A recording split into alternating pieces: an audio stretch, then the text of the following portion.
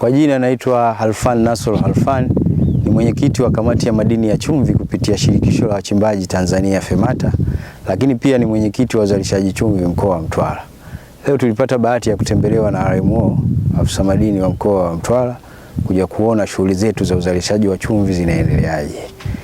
Na hapa karibuni Wizara ya Madini imetupunguzia gharama za pango annual rent kutoka shilingi 45,000 mpaka shilingi 20,000. Hii imetuhamasisha kuchukua maeneo makubwa ya uzalishaji. Hapo mwanzo tulikuwa tuna maeneo madogo na hata uzalishaji wa chumvi ilikuwa hatuzalishi chumvi iliyokuwa bora. Kwa hiyo sasa hivi serikali imetupendelea wazawa, imetupunguzia gharama na imetupa maeneo makubwa. Hapa eneo letu ni la hekta 80.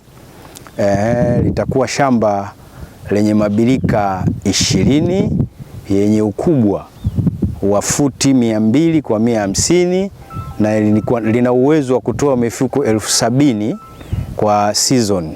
Kwa hiyo tuna imani kabisa tuna uwezo sasa wa kukiendesha kiwanda kile cha Nangurukuru ambacho karibuni tunakwenda kukizindua. Kwa hiyo tunaishukuru sana serikali, lakini pia tunamshukuru RMO kwa kutujali na kututhamini na kwa kutupa maeneo makubwa na kutusimamia jinsi gani tunavyofanya kazi.